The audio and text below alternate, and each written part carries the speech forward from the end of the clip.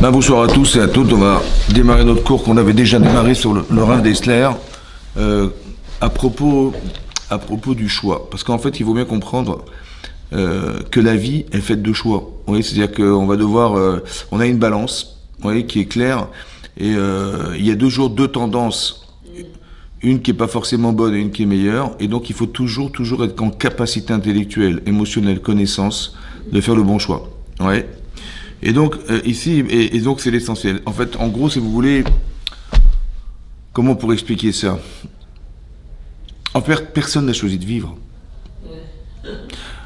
On n'a pas choisi ses parents, on n'a pas choisi son environnement, on n'a pas choisi sa famille, on n'a pas choisi sa couleur de peau, son intelligence, sa taille, masculin, féminin, on n'a rien choisi. Ça va? En fait, on a subi. On a subi. Maintenant... nos parents, ils n'ont pas choisi. Oui, maintenant on a subi. Maintenant, ce que je veux dire par là, c'est que on a subi, donc on part du principe que grâce à Dieu, on est là. Que si on voit, c'est grâce à Dieu. Si on entend, c'est grâce à Dieu. Si on parle, c'est grâce à Dieu. Si on arrive à se bouger, c'est grâce à Dieu. Si on arrive à réfléchir, c'est grâce à Dieu. On est des grâces à Dieu, quoi. Vous avez compris? Voilà, on est grâce à Dieu. Maintenant, quand vous décidez quelque chose, si vous avez réfléchi, c'est lui qui vous a permis de le faire. Si vous avez pu voir, c'est grâce à lui qu'on a pu voir. Si on a vu, on a dû dire, on a dû, je sais pas moi, on a dû entendre, on a dû se mouvoir et on a dû faire, c'est grâce à lui, d'accord? Donc si j'ai dit, est-ce que je peux me glorifier d'avoir fait quelque chose alors que tout est l'issue de lui? Tout ce qui est autour de nous, c'est lui. Alors qu'est-ce qu'on est nous? Ouais, c'est ça le problème. Qu'est-ce qu'on est là-dedans? Puisque si tu as pensé, c'est grâce à Dieu. Hein. Si tu as pu voir, c'est grâce à Dieu. Si tu as pu entendre, c'est grâce à Dieu. Tout est grâce à Dieu. On est... De part à nous, elle est où, c'est ça? Exactement. La seule chose qui nous reste, c'est le choix.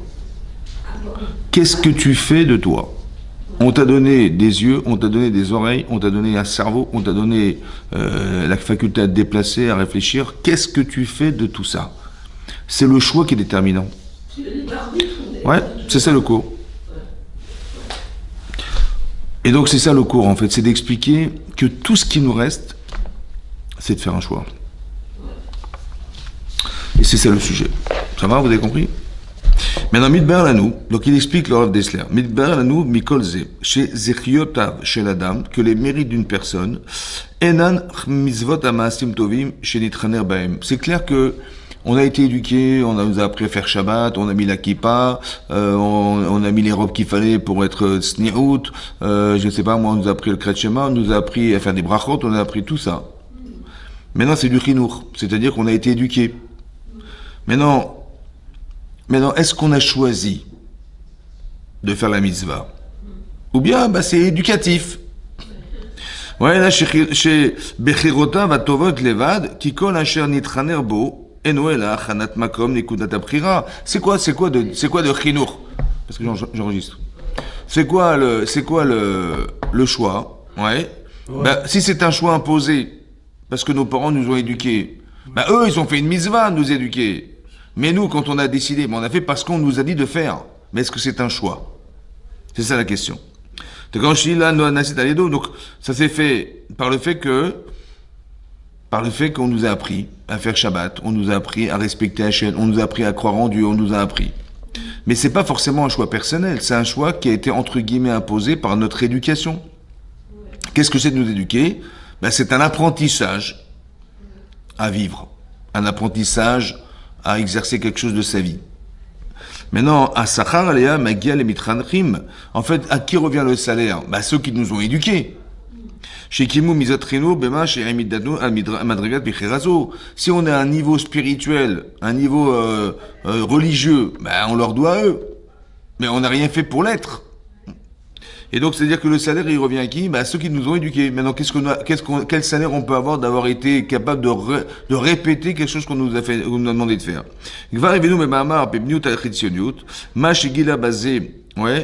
Arav, Zvi Perser Franck, mais Parashat Lot, Chesed Aya Chelko Shel Avraham.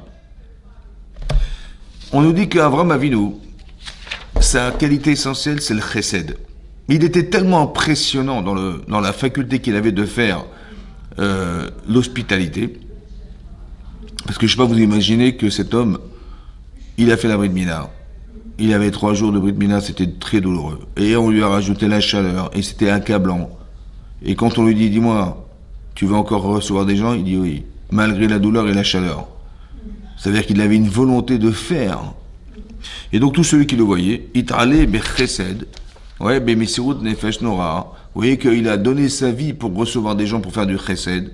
Il dit comme Lot. Lot qui a vu Lot, c'était son neveu, et à la fois son beau-frère. Ben oui, parce que Lot, il était le frère de Sarai, et Avram a épousé Sarai. Ça va? On est en train, Sarai, quand je dis Sarai, c'est qu'on est sur les bonnes rails. Là, pour l'instant, ça va. Maintenant, Kshemagia, donc, Kshepaga, Obachim, Efsir, Baem, Meod. Ou Kshebaou, Esto, Masar, Navsho, Al, Nekudat, Achona. Vous avez vu qu'Avram Avinu, il a eu un beau-frère qui l'a suivi en permanence et qui était impressionné par Avram Avinu. Tellement impressionné que quand il a reçu les anges, quand les anges sont venus à Sdom pour détruire cet endroit, il pensait que c'était des hommes. Ifsir, il les a pris de force. Vous savez qu'à Sdom, on n'avait pas le droit d'inviter des gens, l'hospitalité était interdite, elle était condamnée à mort. Quelqu'un qui reçoit des gens chez lui, on le tuait. Et lui, il a été prêt à les recevoir au prix de sa vie. Et là-bas, c'est marqué que quoi? Jusqu'à ce que ces gens-là, ils ont voulu casser la porte carrément pour extraire les gens qui étaient rentrés dedans. Et ils ont voulu les violer, quoi, les prendre. Et dit là-bas, c'est marqué clairement qu'au prix de sa vie, il a risqué sa vie, ouais, pour recevoir ces gens-là. Bonsoir. Et donc, qu'est-ce qui s'est passé? Il m'allait au coup de Sanfarim, donc, s'ils n'avaient pas été frappés de cécité, parce qu'ils ont rendu aveugles, Hachem, mais ils l'auraient tué. Ça veut dire qu'il a été capable, au prix de sa vie, de recevoir des gens pour leur faire l'hospitalité. Donc c'était son niveau de chesed. Voilà le niveau de bonté de Lot. Il dit, mais attends, en vérité, qu'est-ce qui a fait que Hachem il a pensé à sauver Lot? Parce qu'il s'est souvenu d'Abraham. Veniskar Shaya Lot, Yodea, chez Sarah Ishto, chez Abraham, Veshama, chez Amar Abraham, Bemitzraim, Al Sarah, chez Achoti, Velo Gila Adavar. Là-bas, c'est marqué que quand Abraham il s'est retrouvé en Égypte, et que sa femme était une très jolie femme, et il a eu très peur qu'arrive en Égypte, étant le mari de Sarah, on va le tuer pour lui prendre sa femme. Il a dit à sa femme, je t'en prie, dis-leur que tu es ma sœur, comme ça, ils me feront du bien, et à part ça, on va épargner ma vie grâce à toi, parce que tu auras dit que je suis ta sœur. Là-bas, c'est marqué dans le Midrash. Qu'est-ce qui a sauvé Lot? Parce que Lot, il avait envie de dénoncer son beau-frère. Il dit, vous savez, c'est pas sa sœur, hein, c'est sa femme. Mais il s'est retenu. Et le fait qu'il se soit retenu de ne pas dénoncer son beau-frère, sous prétexte que s'il va dire à Avram, il va dire au roi, à Avimelech, au roi, à Paro, de l'époque, qu'elle était pas sa sœur, mais oui sa femme, il aurait pu l'épouser. Et puis comme il l'a dénoncé, l'autre il va donner des cadeaux à ce Lot là. Et ça, il s'est retenu de dénoncer son beau-frère qui était à la fois son oncle. Par le fait qu'il se soit retenu de ne pas le dénoncer, alors Hachem il s'est rappelé d'Abraham et il a sauvé Lot. La question elle est énorme. Comment ça se fait que parce qu'il n'a pas dénoncé son beau-frère, ce petit truc-là, c'est ça qui l'a sauvé, et pas le fait qu'il ait donné sa vie pour faire cette mise-là de recevoir des gens? C'est ça la question. Elle est claire la question ou pas? La question est claire. Ça veut dire que Lot, il était en danger. En danger spirituel et en danger physique. Parce que là, c'était la pire des endroits où il fallait être à Sodome, c'était le pire des endroits spirituels. Mais là-bas, c'est marqué que qu'est-ce qu'il a sauvé cet homme? Il a fait 2 choses incroyables. Il a fait une chose incroyable, il a fait qu'il a reçu ces gens au prix de sa vie, quoi. C'est énorme ce qu'il a fait. Parce qu'il a appris ça de Avram Avinu. Avram Avinu, quand il recevait ces gens, il donnait tout son cœur et toute son âme. Donc quand il a vu ça, impressionné qu'il était d'Avram, il a été éduqué par Avram. C'est son éducation qui a fait que Lot, il a été capable de donner sa vie pour recevoir des gens. Ouais, comme Avram Avinu.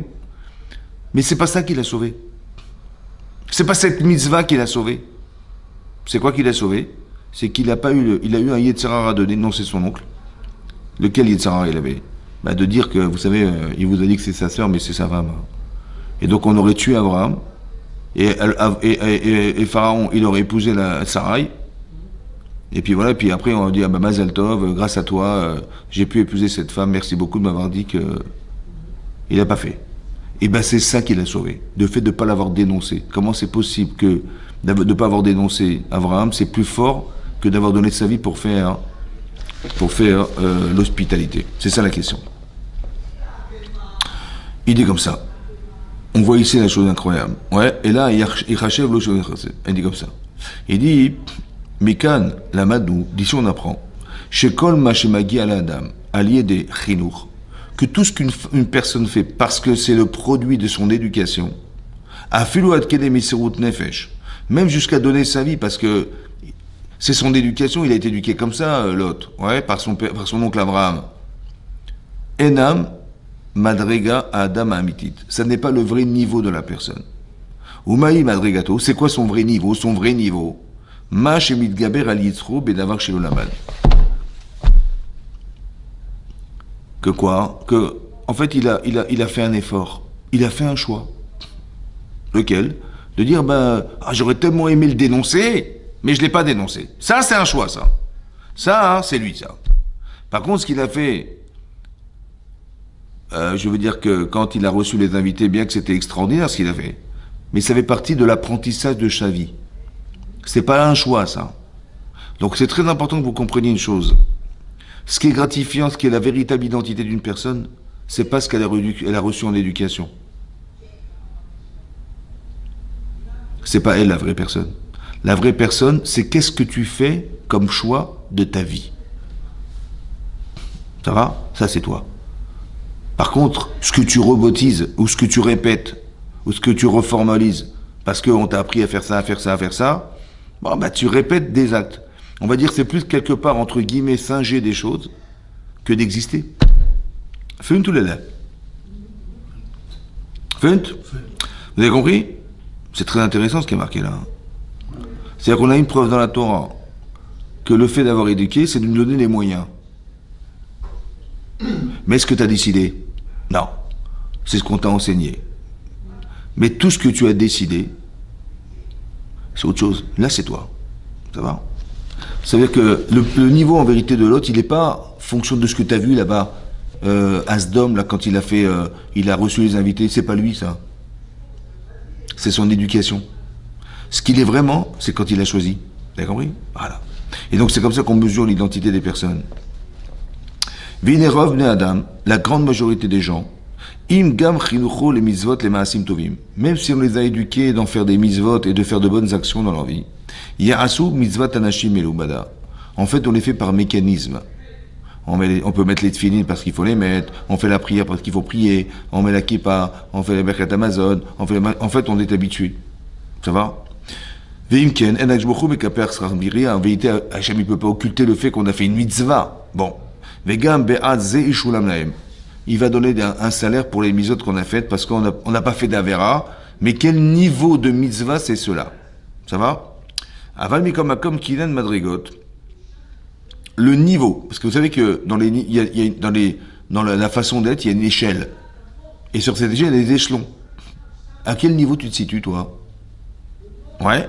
Aïnou, bikhiratatov. Mais c'est ça. Quand je dis, je veux faire une mitzvah, je gravis un échelon. Ah, et plus c'est dur, et plus ça muscle. Il dit qu'il ma'at she'en la'em qu'il est atid berechokot me'od yagiu le melchamat hayetzer. Ouais. Qu'à un moment donné, tu vas voir, il y a des gens qui vont dire, bon, ça va. Si on nous a appris la Torah, par exemple, sans nous expliquer profondément ce que ça représente, à un moment donné, ça arrive à se manifester, on dit, bon, c'est bon, ça va, la religion. Ça va. Ashrei Adam, Asher Ishtamesh Bechinucho Atov Bitoratachana. Heureux soit l'homme qui va utiliser l'éducation qu'il a reçue de ses parents pour les utiliser pour le bien. D'accord? Kemo, ouais. Gadla Acharayut Shelmi Shemistapek Memizvot Anashim Elumada Shen Baem Bechira. Un homme, il réfléchit, mais attends, mais qu'est-ce que je fais là? Tous les matins, je me vais attirer là. Où j'ai dit, voilà, je me dis, bon, je prie tous les jours. Bon, je demande à Hachem des choses. Oui, non. Bah, soit il est sourd, parce que je dois lui répéter tous les jours la même chose, ouais, soit je comprends pas ce que je fais. Quand tu commences à réfléchir, tu commences à se poser des questions, c'est là que ton niveau de choix, il va changer. Entends dire, mais à quoi ça correspond? Et là, tu vas commencer à réfléchir, est-ce que finalement la prière, c'est de lire un texte? Et bizarrement, le texte que tu vas lire dans la prière, il est le même le matin, le midi et le soir. Et ce qui est bizarre, c'est qu'on te demande de répéter 3 fois la même chose. Ouais. Ou bien il y a quelque chose qui m'est caché, ou je ne comprends pas, que je devrais dévoiler. À travers la tfila, la prière, par exemple. Ça va? En fait, je me rends compte que quand je répète, c'est pas pour dire, tiens, une fois ça aurait pas suffi, il faut dire 3 fois. Quand on veut s'attacher à quelqu'un, on a besoin de répétition. Quand on veut avoir le privilège de s'attacher à Hachem, alors il faut savoir une chose. C'est pas que... Parce qu'en fait, Hachem, il sait ce qu'on a besoin. On n'a pas besoin de lui répéter ni de lui dire. C'est comme si on rentre chez soi et nos enfants, ils vont nous dire tous les jours, papa, on mange ce soir ou... Vous êtes sûr? Ouais. Est-ce qu'on dort ici ce soir ou vous êtes sûr? Tous les jours, ils nous répètent, on va bien, on reste là, c'est mon lit, on va pas le vendre. On n'a pas de questions. Pourquoi on aurait des questions vis-à-vis d'Hachem? Est-ce que demain... Non, en fait, ce qui se passe, c'est que les aléas de la vie faisant, Hachem, il veut qu'on lui demande. Pourquoi? Parce qu'il va devoir combler quelque chose. Le manque est organisé pour qu'il soit comblé. Hachem, il adore qu'on lui demande de combler ses manques. Et quand on les voit se réaliser, alors on s'attache à Hachem. C'est-à-dire que l'objectif de la prière, c'est pas de lui répéter ce qu'il sait, c'est de lui demander de combler lui ce que j'ai besoin de vivre. Ça va? Et quand je le demande sincèrement à Hachem, Hachem, il est intéressé à le combler pour 2 raisons. 1, parce qu'il veut nous faire du bien, et 2, parce qu'il veut que la conséquence de la conscience qu'a pu avoir le fait d'avoir reçu de lui, parce qu'il a comblé un vide, il nous a soulagés. Alors ça crée un attachement, ça crée de la reconnaissance. Vous avez compris? C'est pour ça. Donc quand on réfléchit, ouais, alors on commence à comprendre qu'il y a des choses qui sont cachées derrière. On ne fait plus, on sait que la Torah est maître, seulement il ne faut pas la pratiquer sans avoir une réflexion profonde derrière, parce que sinon on va tomber dans la routine. Il faut faire un choix. Et pour faire un choix, il faut savoir à quoi vient répondre la Torah. À quoi ça vient répondre. Vous avez compris? C'est comme par exemple, je donne un exemple. À Pessah, on mange des matzot. C'est vrai? Pourquoi on mange des matzot? La Torah nous dit, parce qu'on n'a pas eu le temps de faire du pain. C'est vrai ou pas? On n'a pas eu le temps de laisser gonfler la pâte. Donc elle n'a pas eu le temps de gonfler, on a eu des galettes. Voilà ce qui est marqué dans la Torah. Maintenant, le problème c'est qu'on ne comprend pas. L'ordre a été donné qu'on sortirait d'Égypte à minuit, on va dire à la moitié de la nuit. Et on est sorti d'Égypte le matin. Donc est-ce qu'on a eu le temps de faire du pain? Ben oui. Ben oui, toute la nuit. Ça va? À part ça, quel est le problème? Comme si qu'on avait besoin de faire du pain, hein, mais on n'a pas pu en faire, alors on va se rappeler qu'on n'a pas eu le temps de faire du pain.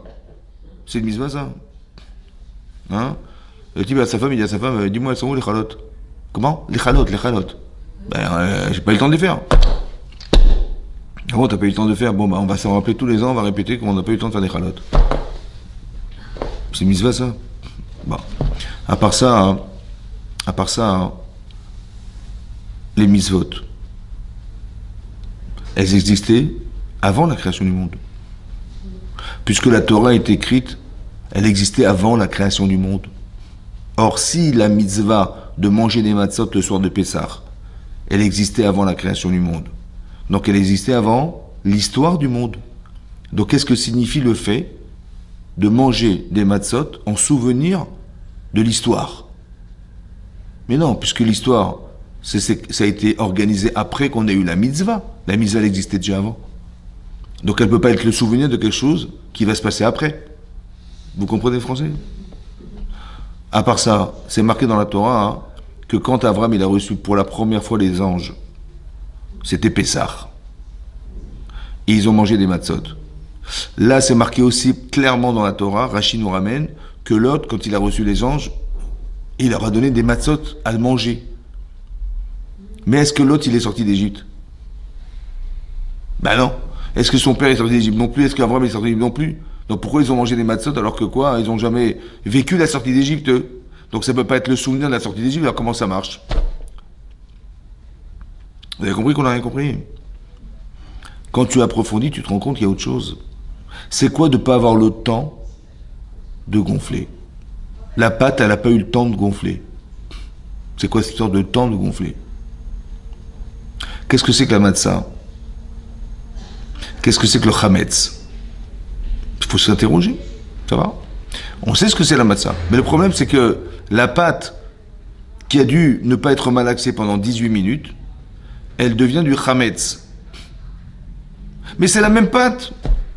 La même. Tu la prends, tu la malaxes, tu en fais une boulette, c'est la même pâte que... Avant 18 minutes, elle est cachère pour faire des matzot, mais après, elle est plus cachère. Qu'est-ce qui s'est passé pour que le temps ait fait qu'elle ait changé de nature? Vous avez compris ce que je veux dire? Il faut comprendre ça ici, il faut comprendre tout ça. Ouais. Il y a marqué là-bas, on apprend une mitzvah, c'est marqué là-bas, dans la Torah, dans la paracha cette semaine, parachat Bo. Il y a marqué Ushmartem et matzot. Vous garderez les matzot. Et là-bas, on explique c'est quoi garder les matzot. Elles doivent garder leur statut de matzah. Et donc, on nous dit mitzvah, matzah, mitzvah, al-baliatra, une mitzvah qui vient entre tes mains, tu as eu l'occasion de faire une mitzvah. Al-tachmitsena, ne la rends pas chametz, n'attends pas qu'elle gonfle jusqu'à ce qu'elle soit devenue du chametz. Ça va? Et donc, ça veut dire qu'on doit être zélé dans les mitzvot. C'est ça qu'on nous apprend, avec zèle. Il faut faire vite les mitzvot. Mais quelle est la différence entre la mitzvah qu'on a pu faire avec zèle et celle qu'on a tardé à faire? C'est la même.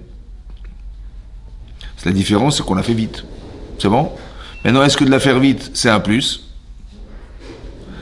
Ou bien que de ne pas la faire vite, ça déforme la mitzvah? C'est pas la même. Il y a marqué matzah, chametz. Mitzvah, al-tachmitzena. Comme si que la mitzvah, elle devenait du chametz. De nature, elle n'était plus possible de la consommer, cette mitzvah-là. Elle s'est déformée, elle n'est pas bonne. En quoi le fait d'avoir attendu à la faire, ça l'a déformée? Tu vois?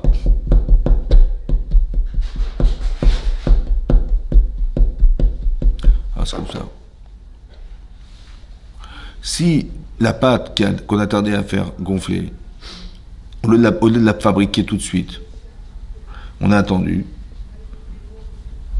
et qu'elle est devenue quelque chose qui n'est pas comestible à Pessah, c'est avec le fait d'attendre à faire les mitzvot, ça déforme la mitzvah. En quoi ça la déforme? La question est la suivante. Pourquoi tu attends? Pourquoi tu ne vas pas vite? C'est comme si je vous disais, vous avez vu en bas du siège là? Ouais? En bas du siège, il y a une porte? Oui, non? Bon. J'ai vu tout à l'heure, il y avait une valise, une petite valise, entrouverte, et puis il y avait des billets de banque qui dépassaient. Bon, elle a l'air d'être bien bourrée de billets de banque, et tellement qu'il y a même des billets de banque qui sortaient de la fermeture éclair de la valise. Tellement il y avait... Bon, elle est abandonnée, hein. Il y a combien d'argent là-bas? Ah, je sais pas, il y a peut-être 2 millions d'euros, peut-être. On y va ou pas? Hein? On ira, non, on ira tout à l'heure, après, on ira tout à l'heure. On va attendre. On y va ou pas? On fonce, ouais? Si tu vas vite, ça veut dire que quoi? Bah que c'est important important de récupérer la valise. C'est important, la mise va être importante à tes yeux ou pas? Bah oui, parce que tu te presses de la faire. Or, si tu tardes, ça veut dire que quoi? Bah elle n'a pas la valeur qui mériterait qu'on se presse de la faire. C'est ça le chametz. Pourquoi tu tardes? N'est-ce pas que tu as un Yetzerara à l'intérieur de toi qui te dit c'est pas grave? Tes mitzvot, pourquoi tu les fais pas tout de suite? L'engouement, c'est ça la valeur de la mitzvah. Puis c'est la même que tu as faite là ou tout à l'heure. Pourquoi tu attends? N'est-ce pas qu'en attendant, c'est un révélateur qu'elle n'est pas si importante que ça? Parce que si tu as 2 millions d'euros en bas et que n'importe quel passant il peut prendre la valise et que tu peux être le grand gagnant, bah, je veux te dire, tu vas descendre des marches à 4 par 4 là, tu vois, oui? Tu vas te presser ou pas?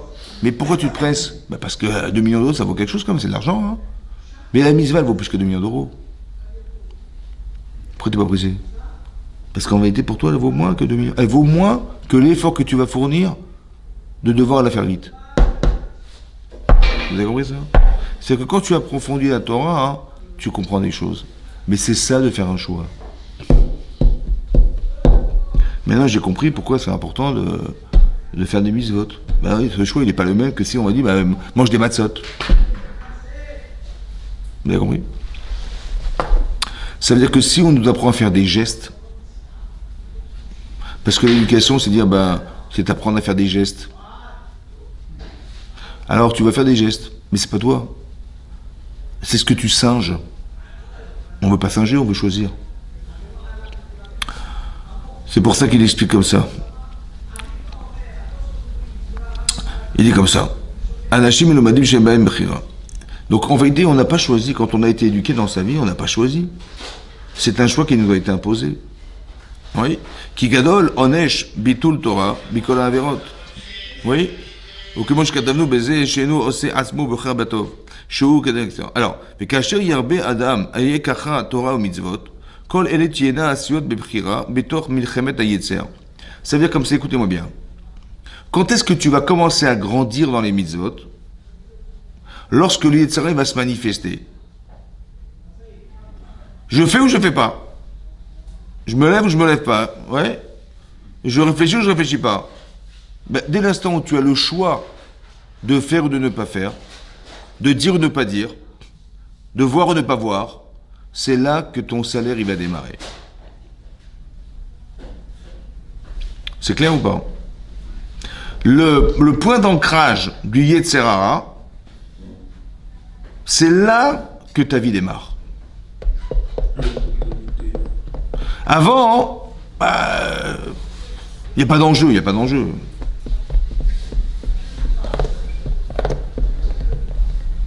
Au moment où tu vas te dire, je fais ou pas, c'est là qu'elle démarre ta vie. Quand tu dis, c'est évident, on va le faire. Ou tu dis, ou le type il est pris dans un engrenage où il n'est pas capable de résister. C'est pas lui non plus. Nivsa, chez Kol Maasav, Tiena Asruyot, Zéouch Amor Chazal, Mishnah Sof Makot, Ratzak Jbochou, les Zakot d'Israël. Quand on dit qu'Hachem il a voulu permettre à Israël d'avoir du mérite, il a rajouté des mitzvot. Combien on a de mitzvot? Combien 613. Pourquoi autant? Pour que tu aies au moins l'occasion d'en faire une bien. ואין אמנם גם לעקום יש בחירה במקום נקודת הבחירה, ואם כן גם הם יכולים לזכות בבחירתם. אבל השם ברא רצה שיהיו כל חיי בני ישראל מלאים בחירות טובות, מלאים זכויות. Donc Hachem il a voulu qu'on ait beaucoup d'occasions de faire des mitzvot. Donc irba lahem Torah mitzvot. Il a multiplié les mitzvot. Dans l'intérêt de quoi? L'intérêt donc on ait les occasions de faire. Ça va? אבל השם ברא רצה שיהיו כל מלאים בחירות טובות. Voilà. Aval, bonsoir. Oui, c'est le cours. Alors, il est comme ça. Aval kshenet amik badavar. Hashem azeh matim rak al shetach mugbal. Dainu. Hashem ekudat abchira adam chofshi aneu libchor beatzmo bebli asher yikrechenu les autres ça tu veux voir. Qu'est-ce qu'on appelle être un être libre? Être un être libre. Un être libre, c'est d'avoir le choix. Un être libre, c'est d'avoir le choix. La liberté de choix. Tu peux décider, tu as une balance dans ta tête, en fonction du poids, en fonction de ce que tu désires faire. C'est là qu'il faut choisir. Donc la liberté, c'est d'avoir le choix. Si on nous prive de cette liberté, c'est qu'on est prisonnier. Ça va? On ne peut pas choisir. Il dit comme ça. Donc si on nous oblige à faire, c'est que c'est pas nous. Par exemple, je vous avais dit une fois que quand Abraham Avinu, il a dû aller en Égypte à cause de la famine, et qu'il savait que si sa femme, elle était reconnue être la femme d'Abraham, on aurait dû tuer Abraham pour lui prendre sa femme. Et il a dit à sa femme, Imrina Achotiat, je t'en prie, dis-leur que tu es ma sœur. C'est quoi ce je t'en prie là? Dis-leur que tu es ma sœur. Parce que je veux quand même pas mourir parce que t'es belle. Donc tu vas leur dire que tu es ma sœur. Oui, non. Il a dit comme ça? Non. Il a dit je t'en prie. Pourquoi il a dit je t'en prie? Parce qu'elle ne voulait pas mentir. Mais elle va mentir. Oui, il voulait qu'elle mente. Et pourquoi je t'en prie? Ben heureusement qu'elle va mentir. Il va pas mourir quand même. C'est quoi? Je t'en prie, dis-leur. Je veux pas t'obliger à faire. Je veux que tu choisisses. Je t'en prie. Vous avez compris? Il faut pas qu'on oblige les gens à faire. Parce que si on oblige les gens à faire, s'ils n'ont pas choisi, on les a obligés. Donc il est où le salaire de la mitzvah? Il n'y en a pas. Vous avez compris? Ou il n'y en a pas? Beaucoup. Puisqu'on s'est senti obligé de faire. Vous comprenez ce que ça veut dire? Malheureusement non plus. Ah, on va voir. אמנם למעלה מנקודת בחירתו, אשר שם עשה מאדם ברשות יצר הרע, הנה הוא מוכח, כי משובד הוא ליצר הרע אשר יכחנו. Quelqu'un, il a fait une fois une avéra 2, 3, 4, 5, 10 fois. Ça va? À un moment donné, c'est dur de lâcher quand même. Hein? Est-ce qu'il a choisi? Est-ce que maintenant, quelqu'un, il a fait une avéra, mais il n'a pas pu résister. Hein? C'était plus fort que lui. Plus fort que lui. Le désir est plus fort que la raison. Il savait que c'était sourd. Mais il n'a pas pu résister. Est-ce qu'il a choisi? Hein? Non, il n'a pas choisi. Alors qu'est-ce qu'il lui veut maintenant? Est-ce qu'il va être condamné parce qu'il n'a pas pu choisir? Vous avez compris le problème? וכן הוא גם למטה מנקודת הבחירתו, מקום אשר יתעלה האדם והכניס לרשות יצרו הטוב, במקומות אשר אין לו יצר הרע עוד אחיזה בהם. Le contraire maintenant. Quelqu'un il fait des misotes, pour lui c'est évident qu'il faut faire Shabbat. Tu lui dis, tu veux pas, on va à Deauville Shabbat, on prend un petit voiture. Mais pour moi, c'est... Ouais, donc il va faire Shabbat évidemment, il va manger kasher évidemment, il va faire les brachot évidemment. Est-ce qu'il a choisi? Mais non, c'est évident. Donc s'il n'a pas dit Yetzer Hara, ou que c'est une évidence, à l'inverse, bah, il n'a pas le choix, donc ça veut dire qu'il n'a pas choisi. Maintenant le choix est fait, vous comprenez ou pas? Alors quel salaire il aura d'avoir choisi puisque le choix est déjà fait? Vous avez compris? Quand quelqu'un il est prisonnier de son Yetzer Hara, il n'arrive pas à s'en débarrasser, est-ce qu'on peut le condamner? Quand il a choisi le Yetzer Hara au départ, bah oui, il ne fallait pas. Maintenant qu'il a fait une fois, deux fois, trois fois, il ne peut plus résister.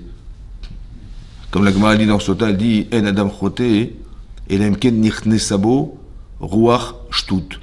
Si ce n'est qu'il a eu un vent de folie. Mais un type qui est fou, tu peux le condamner? Hein? Mais déjà, on n'a pas le droit de condamner personne. Comment? Nous, on n'a pas le droit de condamner. J'ai pas dit de ne pas condamner. J'ai dit simplement, est-ce qu'on peut le condamner? Oui, mais dire qu'on peut, ça laisse entendre que. Ben oui, bien sûr qu'on peut. Ben heureusement qu'on peut. Ben, tous les gens qu'on juge, on les condamne. Hein. Mais c'est un médecin qui peut juger. Mais je parle pas de moi, je parle de condamner, c'est-à-dire que quand tu décides, on décide dans la vie, tu fréquentes ce type-là, tu fréquentes pas celui-là, tu fais business avec lui, bah, tu vois bien que tu juges et tu condamnes. Non, Ou je suis pas d'accord avec ce terme parce que j'ai plusieurs fois discuté avec des rabbins de très haut niveau Ouais. qui m'ont dit les gens utilisent des faux mots Ouais. dans le sujet dans lequel ils veulent t'emmener pour te casser et pour te dire que c'est à tort. Ouais. Mais déjà, il faut corriger la syntaxe. On n'utilise pas le mot juger. Juger est égal. 2 personnes, ou 3 personnes, ou X personnes qui vont donner un jugement. Ouais, alors. Je ne suis pas juge pour donner un jugement. Je suis là pour apprécier, donner l'appréciation. Attendez, je vais vous dire un truc. On n'est pas de tamim. Personnel. Attendez, on n'est pas de tamim dans la vie. Non, Je juge. Juger, c'est pas condamner, c'est juger. Juger, c'est réfléchir. pas adapté. Parce que Mais le si, mot c'est- dans le dictionnaire, Je sais pas. Attendez, on va au tribunal. Ça va? Il y a des gens qui réfléchissent. D'accord? Ils ont jugé que c'était. Ils ont jugé, ça veut dire qu'ils ont réfléchi. Bien sûr qu'ils ont jugé, on juge, mais on ne condamne pas, on juge. Au tribunal, on juge Mais, et on condamne. mais même nous, on juge, tous les jours. C'est pas adapté le mot, je suis désolé. Moi, je dirais pas qu'on juge. Quand je vois quelqu'un dans la rue qui fait une mauvaise action, j'ai constaté une mauvaise action. C'est pas faux. Après que j'ai mal compris, J'ai jugé que c'était coupable. Maintenant, est-ce que je vais m'engager à le condamner ou je pas pas? dit qu'il est coupable. Mais écoutez-moi bien, un type il a fait un truc, pour moi il est coupable, je l'ai jugé coupable, mais je vais pas, je dis on va être dans les caves de route, on va dire on va regarder, mais j'ai jugé ou pas? Bien sûr, mais j'ai dit non, mais non il faut pas condamner, ok, mais j'ai vu la situation, j'ai La définition d'un dictionnaire de juger, peut-être que c'est faux. oh peut-être, en tout cas moi ce que je veux dire par là, c'est, Maintenant, le terme que vous voulez dire, peut-être c'est possible, mais moi ce qui c'est m'intéresse c'est, d'avoir un mauvais avis sur une personne, ça oui. ben oui, mais pour moi juger c'est réfléchir, d'accord? Oui, oui, c'est Voilà, je réfléchis, je me dis voilà, qu'est-ce que tu penses de ça? Alors on va juger, voilà, on va réfléchir ensemble, tiens on en discute. On est des juges, on a 3, on est 21, on est 24, juge, Et pourquoi ouais. Hachem, il vous l'a mis devant vous? Comment? Pourquoi Hachem, il a ce cas-là. C'est un autre problème. Voilà. Mais ça n'a rien à C'est voir. notre problème. Mais, C'est le problème. mais vous croyez qu'Avram, il n'a pas jugé quand Hachem lui a dit tu moi prends ton fils, tue-le. Il a été humain. Il a hein il a été C'est humain. inhumain ce qu'on lui demande. Quel humain? Non, il a été humain. Avec les outils qu'il a, des yeux et des oreilles, Ouais. il a eu une appréciation. Il a jugé qu'il fallait ou il fallait pas faire. Ben, c'est un jugement. Elle est bonne. Ok. C'est pas parce qu'on n'est pas d'accord. Ah, mais comment Exact. Je sais pas comment ça se traduit chez vous, mais c'est un jugement. Il a jugé qu'il fallait ou ne pas faire. Ben, c'est un jugement. Hein? Il a réfléchi. Mais après, dès qu'il a décidé de faire, c'est quoi alors? Il a dit oui, je vais le faire malgré tout. Ben, il a jugé qu'il fallait le faire, alors qu'il a dit Sarah de ne pas le faire. Ben, évidemment. Il n'est pas parfait, il a eu des épreuves. Mais peu importe, il a jugé. C'est un jugement. Mais Il a il a- réfléchi, il a dit si oui ou non. Mais juger, c'est décider.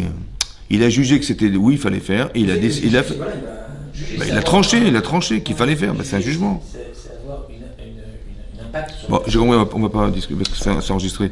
Mais juste que je vous explique. Non, mais c'est dommage. Mais c'est juste que je vous explique, évidemment, que pour moi, on juge une situation et on décide à partir de ce jugement qu'est-ce qu'on fait ou on fait pas. C'est ça que je veux dire. Donc il est comme ça. En vérité, on peut être prisonnier d'un Yetzer. Ça va? Après, le problème, c'est que est-ce qu'on a décidé de faire, puisque maintenant c'est un engrenage dans lequel on n'arrive pas à sortir. Et l'inverse aussi. On peut être tellement habitué à faire des mitzvot, oui, qu'on est dans un engrenage où est-ce que finalement on a décidé de manger cachère, etc. À un moment donné, tu manges cachère. Mais je ne vais pas décider le contraire. Je n'ai pas de question. D'accord? J'ai plus de Yetzer hara. Alors, est-ce que j'ai un salaire derrière d'avoir fait la mitzvah alors qu'en vérité, c'est une évidence? C'est ça qu'il demande. Dans les deux sens. Est-ce que je peux être condamné par Hachem sous prétexte que j'ai fait une avera alors que j'en suis prisonnier? Ouais. Et le contraire aussi, que je suis tellement, c'est une évidence qu'il faille faire les mitzvot, ouais, que dans ce cas-là, quel mérite j'aurai? C'est ça la question. Puisque la personne n'existe que l'instant où elle fait un choix. Ça va? Donc je m'adresse, d'accord. Cette liberté. Mais Hachem est un mot, chofshi, qui est zéur, efsharut, ouais, qui est zéur, chofshiout, chez yachreichut, les bchor, ben haemet, ben sheker. Ouais, il aurait fallu choisir. Mais c'est déjà fait, le choix est fait. Ouais. Alors, haemet, il y a mitziut. Le haemet, c'est la mitziut, cette réalité qu'il recherche, c'est ça le haemet. Ve sheker et nukloum. Ouais. Pour lui, tu dis, mais mange pas cachère, vas-y, fais-toi plaisir. Ah, c'est bidon. Bien sûr, je vais pas me condamner, je vais pas non plus perdre ma vie ou rater mon lavaba parce que je vais me faire un petit kiff de manger non cachère. D'accord? Je sais que ça vaut, c'est cloum, c'est zéro. Raï betarut rachat voto qui mamache. Celui qui s'est gros dira, le pauvre, il s'est trompé. Ça va? Il croyait que c'était bien et finalement il s'est trompé. Mais nous qui sommes certains d'avoir fait le bon choix, alors on n'a pas de question. Et il dit comme ça, Zéou ikar avodata adam, latset benachov shiut. Alors écoutez-moi bien. Tu vois bien que quoi? Que quand on est prisonnier dans un engrenage de faire une avera, c'est dur après de choisir, parce que on a déjà choisi. Et le contraire, lorsqu'on a choisi le Hémet, c'est dur de faire un choix parce qu'il est déjà fait. Il aurait fallu qu'on hésite, et là on n'a pas d'hésitation. Il n'y a pas de Yetzer hara, il n'y a rien. Ça va? Donc comment ça marche? Il dit en vérité, le but de la vie, c'est de plus être libre. Vous répétez? J'ai pas entendu. Le but de la vie, Ouais. c'est de plus être libre. S'attacher à qui? C'est comme ça. Il y a deux choses, il y a deux formes de liberté. Il y a la liberté de choix. Mais quand j'ai une liberté de choisir, je peux me tromper. Mais quand j'ai trouvé le Hémet, par exemple, on est qui pour? Ça va? On dit allez c'est bon, j'arrête. Je fais teshuva. Mais quand j'ai fait teshuva, je me suis privé de faire une avera ou pas? Oui, non. C'est toujours le choix. Donc maintenant, est-ce que j'ai le choix de faire une avera? Tout le temps. Écoutez bien, le choix, ça veut dire comme ça. J'ai décidé de faire Shabbat, et je me suis engagé, et je veux faire Shabbat. Je me suis privé du choix de ne pas le faire, puisque j'ai décidé. C'est ça d'être libre.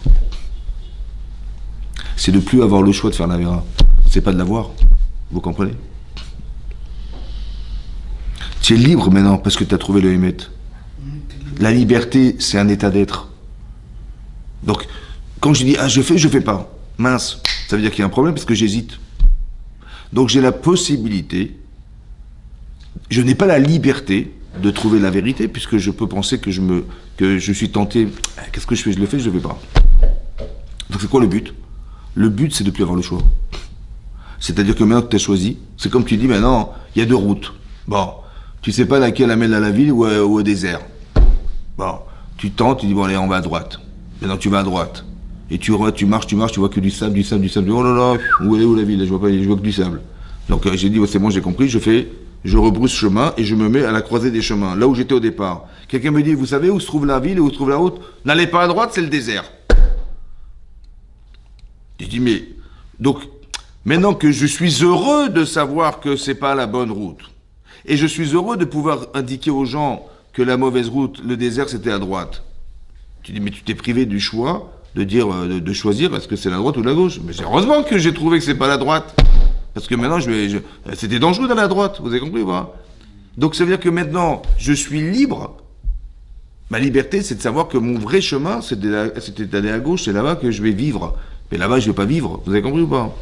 Ça veut dire que, il est en train d'expliquer, le Rav Dessler, que la véritable liberté, c'est de ne plus avoir ce choix. Ouais, quand on a le sheker et le emet, on a la vérité et le mensonge devant soi.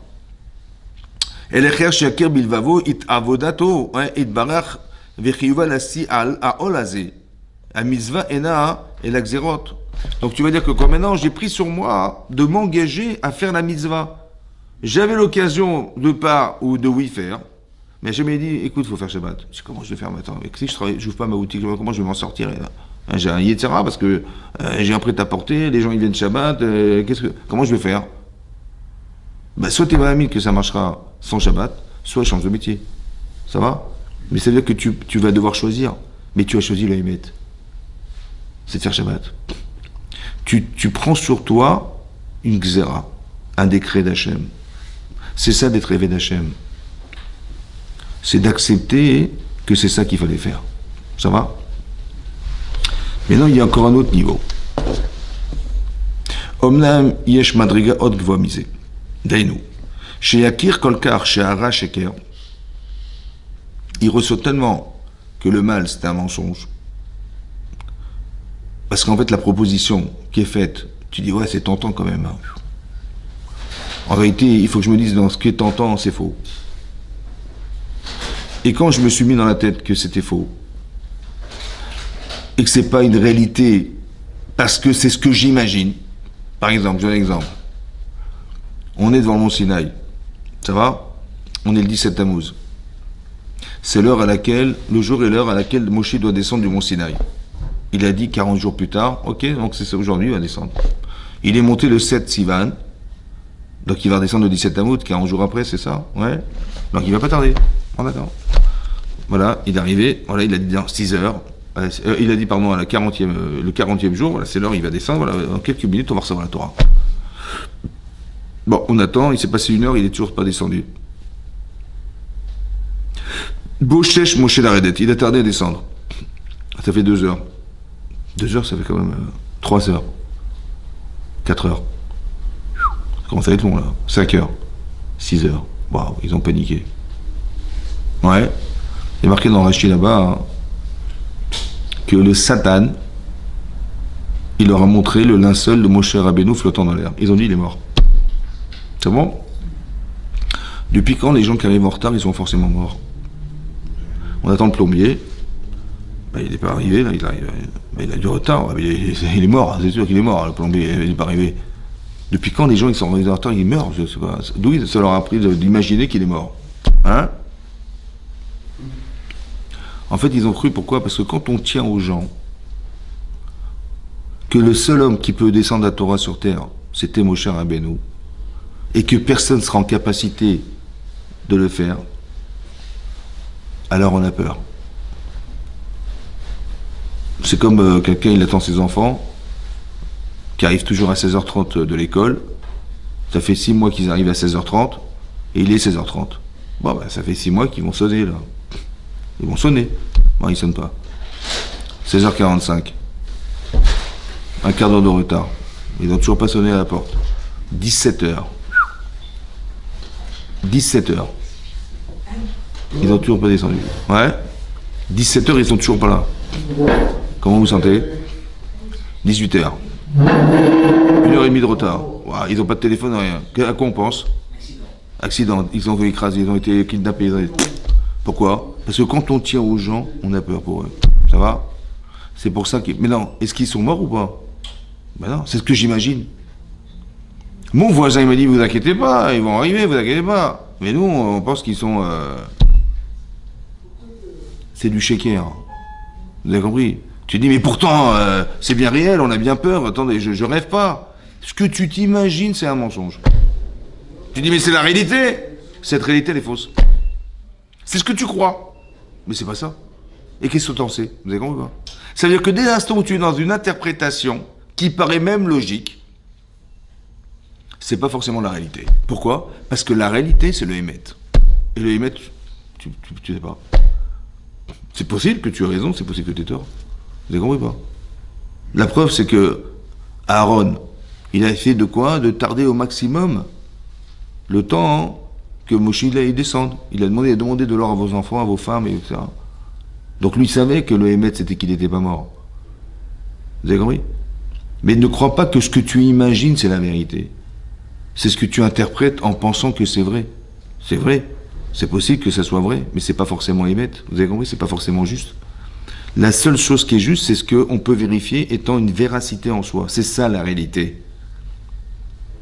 Ou pas.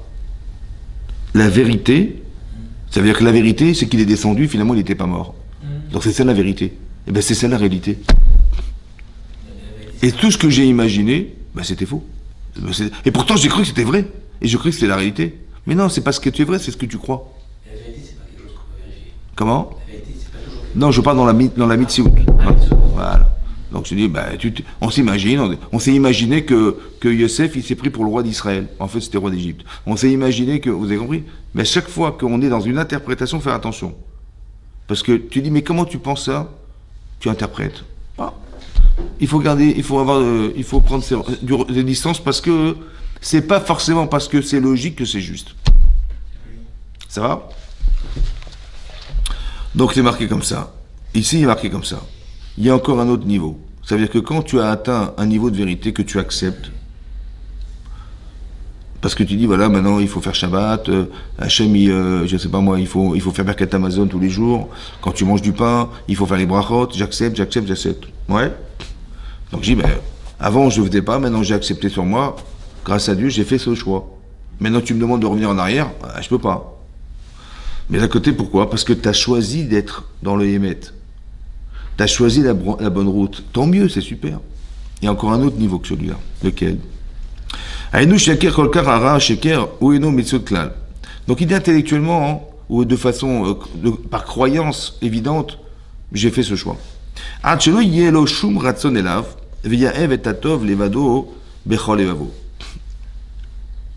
y a une autre chose, c'est d'aimer ce qu'on fait. Quand on aime, on ne se sent pas obligé. Par exemple, tu as des enfants. Tu vois, tu dis pas, waouh, combien il me coûte cela, purée, mince. Ouais. Tu dis pas, oui, je suis obligé de travailler parce que j'ai des enfants, j'ai une femme, elle me coûte. Je suis obligé de travailler, comment je vais faire? Ouais. Quand tu aimes, tu dis, mais non, par amour, si je pouvais donner plus, je serais heureux, tu vois. Tu te sens pas obligé quand tu aimes.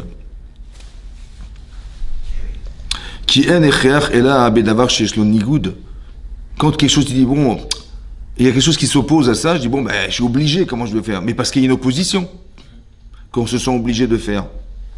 Mais quand on aime, il n'y a pas d'obligation, il n'y a pas d'opposition quand tu aimes. Tu dis, je veux ou je ne veux pas? Oh. Il y a des gens qui disent, je me marie ou pas? J'ai vu, les gens, ils se divorcent, machin, pas évident. Puis après, combien d'enfants on va avoir et comment je vais les éduquer? Est-ce que j'aurais été un vrai père, un vrai mari pour ma femme? Je ne sais pas, j'hésite. Donc, j'ai envie, mais d'un côté, il y a quelque chose qui s'y oppose. Il faut faire un choix. Mais je me dis, mais je me sens obligé, je vais pas rester seul quand même, il faut que je me marie un jour, il ne va pas rester seul. Donc je me sens obligé de... Puis il faut bien que je fonde un foyer, puis qu'est-ce que diront les gens? Hein? Il n'est toujours pas marié, puis ils vont me saouler, ils vont machin, je suis obligé de me marier. Mais tu t'obliges, donc tu te le fais par obligation. Ou bien non, parce que tu aimes ce que tu fais. C'est comme les gens, ils disent, bon, il faut choisir un métier. Combien, quoi, lequel? On va voir, qu'est-ce qui gagne le plus? Oui, il faut bien gagner sa vie, donc il faut bien gagner sa vie. Tu dis, mais ça te plaît ou pas? Non, ça me plaît pas, mais j'ai envie de gagner même ma vie. Donc tu fais ce métier par obligation. Ou par... Tu comprends? Parce que tu aimes l'argent. Mais c'est t'oblige. Mais tu fais pas parce que tu aimes ce que tu fais. Mais tu fais parce que si ça peut te procurer le plaisir ou l'assurance d'avoir, c'est super. Mais tu n'aimes pas ce que tu fais, hein. Mais il faut aimer. Mais non, c'est une façon de vivre. On dit non, je vais essayer de faire ce que j'aime. Et j'espère gagner ma vie avec ce que j'aime. C'est un autre niveau. Ça va? Il dit Avalma Sheya Ev Adam, lo shayach lo marché au mouchach elav. Quand quelqu'un il aime ce qu'il fait, il se sent pas obligé de le faire. Vezeu madregat aussi me'ava. C'est ceux qui ont réussi à faire avec amour. Au madregazo, Adam eneu chovshi be'emet. C'est lui la vraie personne libre. C'est celui qui aime. Parce qu'en vérité, c'est quoi une opposition? Tu dis, bon, il faut que je fasse, mais je suis obligé. Ça coûte de l'argent, ça me demande des efforts. Je me sens dans l'obligation de le faire. Mais pourquoi il y a cette difficulté de faire? Qu'est-ce qui crée la difficulté de faire? Ça va? Hein? Manque d'adhérence au projet. C'est ça. Mais pourquoi c'est comme ça? Parce qu'en fait, l'opposition, elle est déjà là. Parce qu'on a une neshama, oui, et on a un corps. Et c'est une dualité que tu portes en toi. Quand tu dis, dans l'exemple du mariage, je me marie pas. Et imaginez si, et si je dois divorcer alors, et après vas-y la pension, et vas-y remarie-toi, et vas-y les gosses là-bas, oh là, ouais. Bon, ma neshama me dit quoi? Mais c'est une mitzvah. Et mon corps, il me dit, attends, mais on sait jamais, attends, tu sais ce que ça t'engage, attends, réfléchis bien. En vérité, le problème, il est corporel. L'inquiétude, elle est corporelle. Quand on te dit, tu vas rendre service à quelqu'un, on te demande de rendre service à quelqu'un, tu dis, bon, mais quel jour? Dimanche, attends, le jour, encore tu m'aurais dit lundi soir, bon ça va, je peux, mais le dimanche, c'est le jour où je travaille pas, et puis il faut faire quoi? Il faut déménager. Déménager. Et quoi? Il faut porter des cartons, combien de cartons? Combien ils pèsent? Et on est combien? Et pourquoi tu m'as téléphoné? Pourquoi? En vérité, spirituellement, je dis, t'as une mitzvah d'aider quelqu'un, vas-y. Mais physiquement, hein. Donc, ce qui s'oppose, c'est jamais spirituel. Si c'est ton frère qui te demande d'aller l'aider à déménager, tu vas par amour pour ton frère, tu poses pas de questions. Mais comme c'est pas ton frère, tu dis, attends, après il m'a téléphoné celui-là, purée, mais jamais. Vous avez compris? L'opposition, en fait, elle existe parce qu'on a un corps et une neshama. Ça veut dire que le fait qu'on soit déjà contredit par soi-même, ouais. Donc c'est quoi qu'il faut faire? Qu'est-ce qu'il faut faire? Il faut faire que le corps, il ait l'amour de ce que la neshama lui propose. Et là, il n'y a pas d'opposition. Ou la joie, ouais. Vous avez compris? Quand on dit quelqu'un, il est chalem, c'est quoi entier? C'est quoi d'être à moitié? C'est quoi d'être à moitié? C'est quoi qui fait qu'on n'est pas à moitié? Mais c'est quoi qui fait qu'on n'est pas sincère? Pourquoi qui fait? Mais qu'est-ce qui fait qu'on n'a pas envie? Il n'est pas attiré par les choses. Parce que c'est le corps. C'est ça. Donc c'est quoi d'être chalem? C'est que tu adhères, ton corps il adhère à ta neshama. Tu as une vérité en tête. Mais si tu pouvais aimer, si ton corps il dit je vais, je fonce, ouais. C'est pas par exemple, Avraham Avinu. Ouais. On lui dit, allez, fais la Brit Mila. Bon, pour un adulte, au bout de 3 jours, c'est une grande souffrance. Ça va? Maintenant, je lui dis, dis-moi, tu veux recevoir des gens chez toi ou pas? Il dit, ouais. Il dit, ça veut dire que quoi? Que la mitzvah, elle est plus forte que ta douleur. Razak. Après, je lui dis, bon, écoute, allez, je t'envoie la chaleur. Une chaleur accablante. Donc, il a la Brit Mila, et il a la chaleur. Ouais, on est dans le désert, il n'y a personne dans la rue. Cette personne ne sort. Et je lui dis, tu veux toujours faire la mitzvot? Laquelle? De recevoir des gens. Il me dit, ouais. Je dis, super. Ça veut dire que ta mitzvah, tu l'aimes tellement, elle est plus forte que ta douleur et ta chaleur.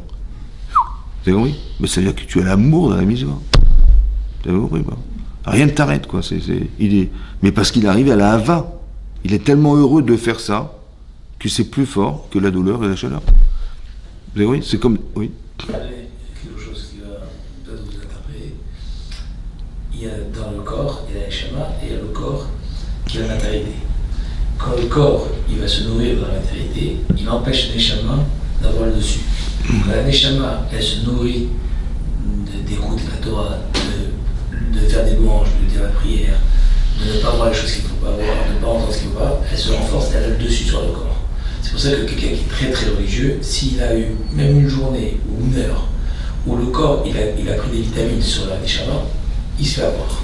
S'il ne bouge pas comme ça par la baline de la salle d'études du matin, midi et soir, il a le dessus sur le corps et le corps ne peut pas fouter et avoir ce que vous avez dit tout à l'heure, aller de l'autre côté. Ben ça, ce que vous avez dit, c'est ce qui a marqué, c'est je me sens obligé, je m'oblige à faire. Voilà. Quand vous dites que le corps, la Neshama a une emprise sur le corps, c'est-à-dire qu'elle domine. Mais c'est le corps, il voulait ou il voulait pas? Il n'a pas le choix parce Il voulait ou il voulait pas? le corps il veut jamais. Il veut jamais. Donc là, maintenant, si j'arrive à l'amour, l'amour, c'est que mon corps, il me dit, vas-y. Ah, c'est encore plus fort. Ça veut dire qu'on a réussi à convaincre son corps de faire. C'est ça le niveau encore plus élevé. Mais c'est le corps qui aime. Ouais, il commence à aimer après. Et voilà. Donc c'est pareil. Donc c'est-à-dire que c'est d'être chalem, d'être entier, c'est que j'ai réussi à convaincre mon corps d'aimer ce que je pense. Et ça travaille au quotidien. Ah, c'est super. Ça veut dire qu'on arrive à un super niveau. Il n'y a rien qui nous fait obstacle. Vous avez compris ou pas? Pour ça qu'il faut aimer. Pour ça qu'il y a la ira et la hava. La ira, je me sens obligé. Sinon, qu'est-ce qui va m'arriver? Ça va? Et je dis, mais j'ai convaincu mon corps qu'il fallait mettre les tefilines parce que si tu les mets pas, mon vieux, tu vas voir ce qui va t'arriver.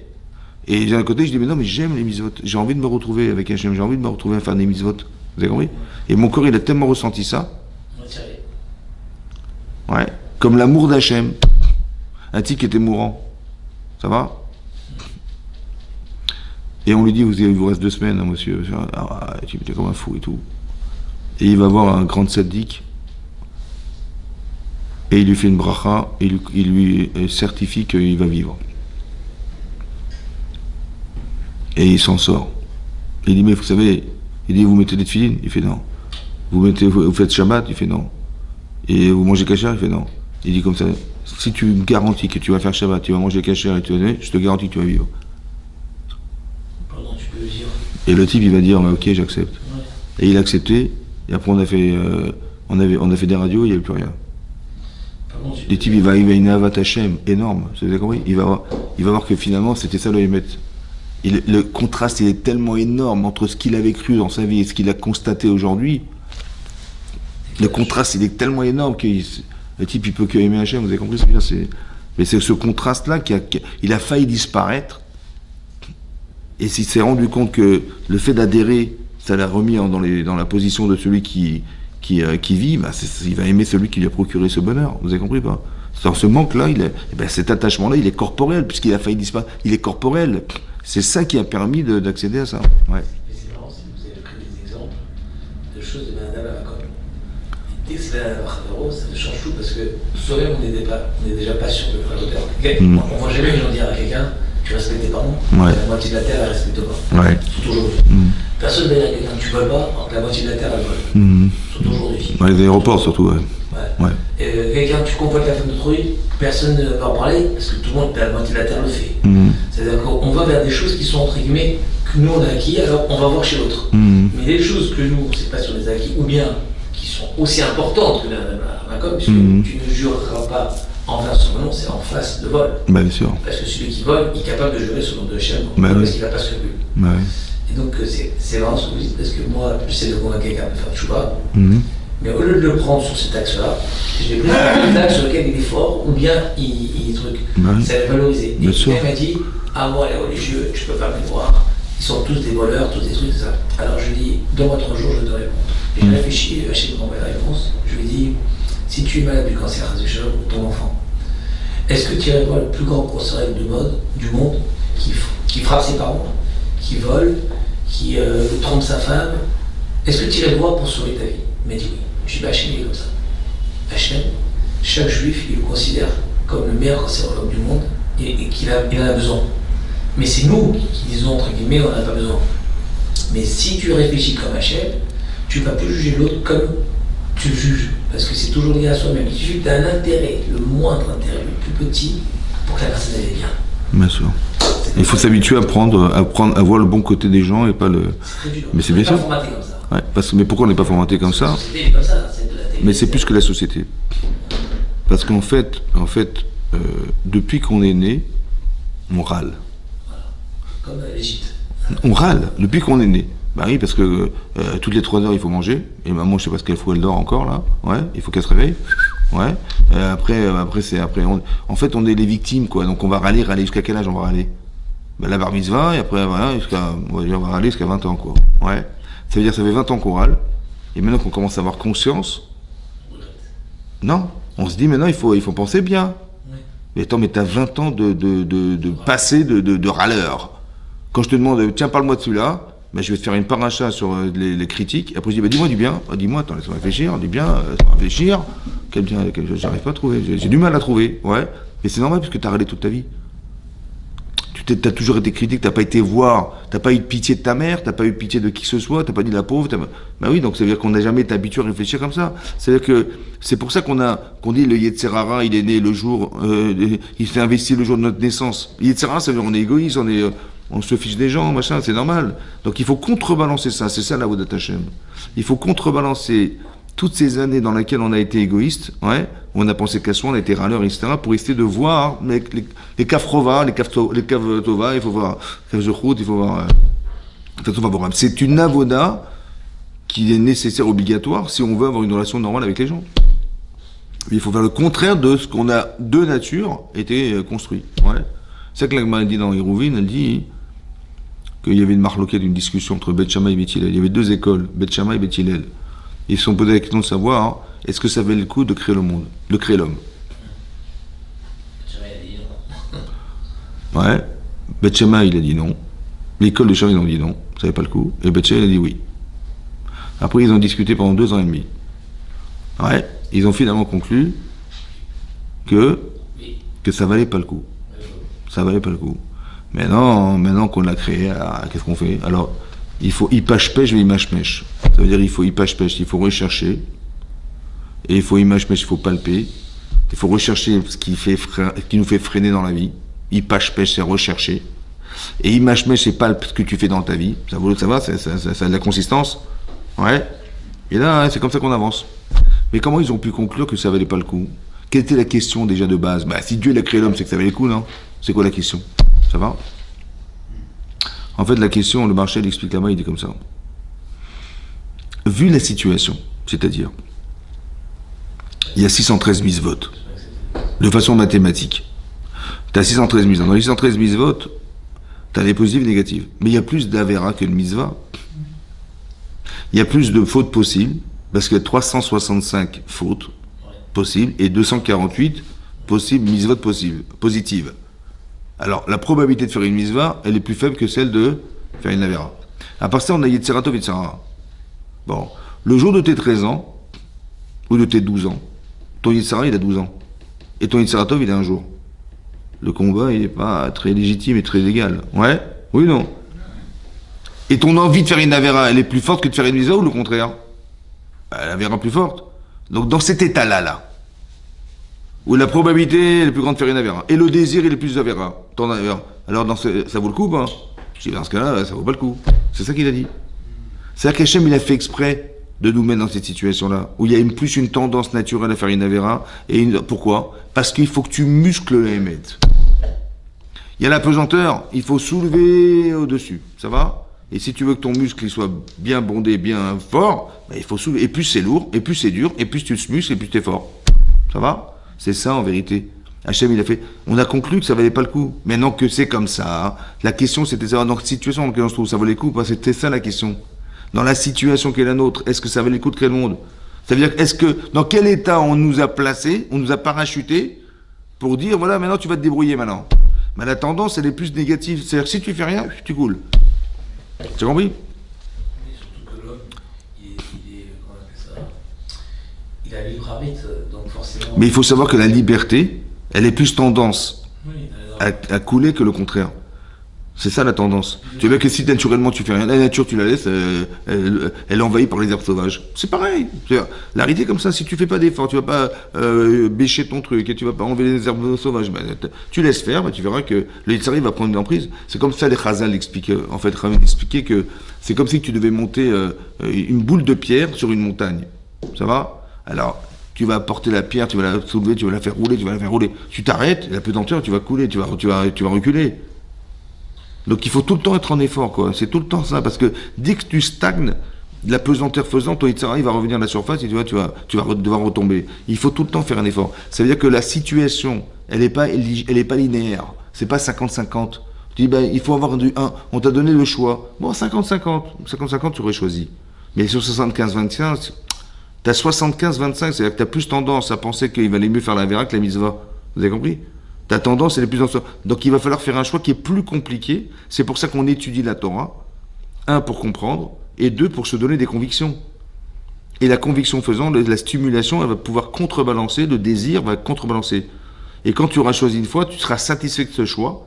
Et ben tu vas encore muscler ton choix en te disant, ouais, je vais encore retrouver cette satisfaction et tu vas encore faire des efforts. Mais c'est parce que tu vas prendre du plaisir à le faire. Jusqu'à ce que tu vas aimer ce que tu fais. C'est ça qu'elle a dit. Au début, c'est une question de choix. Ben, il faut bien choisir, donc je suis obligé de. Ben, j'ai 25% de force et il m'en manque 75. Je me sens obligé de récupérer au moins 50%. Donc je vais faire les efforts, je me sens obligé. Mais quand j'ai passé 50, après je prends du plaisir. Je dis voilà, je maîtrise, machin. Et là, quand on va aimer ce qu'on fait, c'est autre chose. D'accord, oui, c'est ça. Et là, tu vas faire par amour et pas par. C'est-à-dire que tu n'auras plus le choix, mais parce que tu es dans le émet. Ben, c'est ça qui est beau. Mais l'épreuve, de toute façon, elle est là pour ça. Mais c'est que ça. L'objectif de vie, c'est ça. En fait, il faut savoir une chose. Le Corvéor, le Rav Yisrael Blazer, il pose une question, il dit, dans la société, qu'est-ce qui est important? Qu'on travaille ou qu'on ait un salaire? Dans la société. La société. Ah, la société, société, dans la société dans laquelle on vit. Voilà, on vit à Paris. Qu'est-ce qui était important? C'était le travail ou le salaire? Le travail. En vérité, on a besoin de médecins, on a besoin de peintres, je sais pas moi, de maçons, de charpentiers, on a besoin. Mais non, il faut pour que la société fonctionne, il faut des métiers. Maintenant, on va salarier des gens, mais l'essentiel, c'est le travail. Maintenant, dans la Vodat Hashem, est-ce que c'est le salaire le plus important ou le travail? Ou le salaire? Non, le travail. Ou le salaire? Est-ce que le plus important pour lequel Hashem nous a créé, c'est pour dire, ben, vous allez faire un travail, ou bien l'objectif, c'est que vous arriviez à avoir un salaire? Est-ce que l'objectif, c'est de faire un travail, ou l'objectif, c'est d'avoir un salaire? Ou la maba? Ou un salaire? Ou un salaire? Quoi, un salaire? J'ai dit un travail. Un salaire. Non. En fait, l'objectif, c'est le salaire. Ah bon? Ouais. Et comment il explique? Comment il le prouve? Comme ça. Parce qu'en fait, il y a des gemarotes qui se contredisent. Il y a marqué dans les Pirkei Avot, oui, que Altiu Karavadim, ne soyez pas comme des serviteurs qui servent Hachem dans l'intérêt de recevoir un salaire. Ça va? Mais il faut au contraire, il faut être dans la dynamique de quelqu'un qui dit non, moi je ne fais pas pour le salaire, je fais pour la mitzvah. Ça va? Mais tu fais avec Hachem. Il y a plusieurs fois, il y a plusieurs endroits dans le chasse où on voit le contraire. Par exemple, Agmanik Rafrizda, il étudiait la Torah au Beth Midrash, au centre d'études. Quand il était fatigué, il dit voilà, je vais me mettre devant la porte, et quand un Tamid Racham il va passer, un Rav, alors je me lève, et je vais faire la mitzvah, j'aurai le salaire d'avoir fait la mitzvah, Vadarta Penezaken, tu vas honorer la face du sage. Je dis, mais depuis quand tu fais les mitzvot pour recevoir un salaire? Ça va?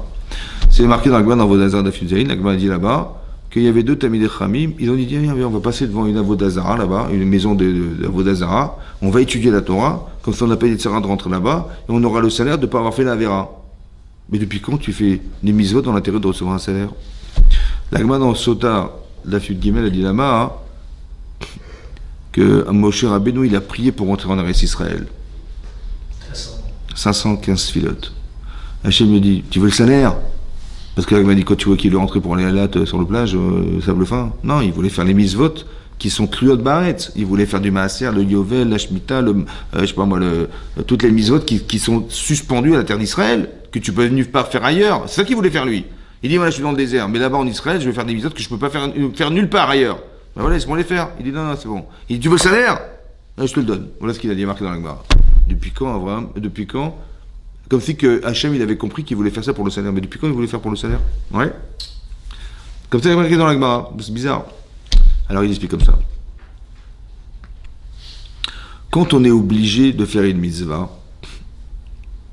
tu vois tes tefilin, il faut faire Shabbat, ouais, il faut manger kasher, il faut faire dans l'intérêt de ne pas vouloir recevoir un salaire.